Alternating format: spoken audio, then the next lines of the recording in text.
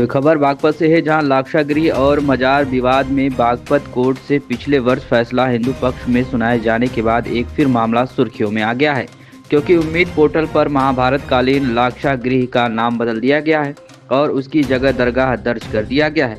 और इस प्रॉपर्टी पर मुस्लिम पक्ष के लोगों ने वक्फ की संपत्ति होने का दावा किया है, जबकि हिंदू पक्ष का कहना है कि ये सब एक साजिश है।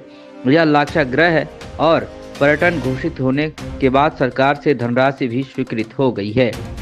दरअसल आपको बता दें कि बिनौली थाना क्षेत्र के बरनावा गांव में लाक्षागृह नाम से बड़ा टीला है, जिसको लेकर सन 1970 से हिंदू पक्ष लाक्षागृह और मुस्लिम पक्ष कब्रिस्तान और मजार होने का दावा करते आ रहे हैं।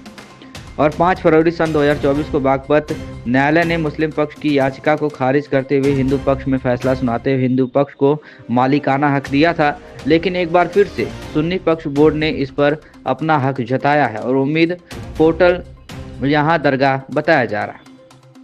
और इसको लेकर लाक्षागृह स्थित गुरुकुल पदाधिकारियों ने अपनी आपत्ति दर्ज कराई है, कोर्ट के कागज भी दिखाए हैं। दरअसल बरनावा का लाक्षागृह टीला खासरा संख्या 3377 की 36 बीघा 6 बिस्से 8 बिसवंशी की जमीन है। इसको लेकर मुस्लिम पक्ष के कुछ लोग वर्ष 1970 से इसको दरगाह दर्ज कराने पर तुले हुए हैं। मामले को लेकर 1970 में मेरठ की अदालत में वाद दायर हुआ था, जिसमें लाक्षागृह गुरुकुल के संस्थापक ब्रह्मचारी कृष्णदत्त महाराज को प्रतिवादी बनाया गया था। बागपत जिला बनने के बाद 1997 में यह मुकदमा मेरठ से बागपत न्यायालय में ट्रांसफर किया गया। 5 फरवरी 2024 को सिविल जज जूनियर डिवीजन प्रथम ने इसकी प्राचीन टीले को लाक्षागृह माना और मुस्लिम दावे को खारिज कर दिया। वहीं अब एक तरफ जहां हिंदू पक्ष के लोग लाक्षागृह होने का दावा करते हुए वक्फ संपत्ति नहीं होने की बात कह रहे हैं, तो वहीं मुस्लिम पक्ष भी इसे कब्रिस्तान और दरगाह होने का दावा कर रहा है। क्या कुछ कहना है इसको लेकर विजय कुमार, लाक्षागृह के गुरुकुल अध्यापक का, और विजय पाल कश्यप लाक्षागृह निवासी का, आप सुनिए। सर आपका परिचय? मेरा नाम विजय कुमार, गुरुकुल लाक्षागृह में संस्कृत अध्यापक के रूप में कार्यरत हूँ। सर लाक्षागृह की जमीन पर जो है वक्फ बोर्ड ने दावा किया, उसमें आपको क्या कहना?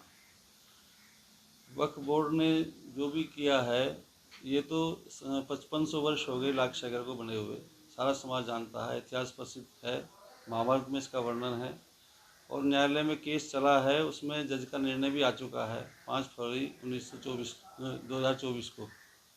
और उसके बाद जो है अब ये जो कुछ भी गलत कर रहे हैं, सब ने कहा था कि न्यायालय के निर्णय को मान्य करेंगे।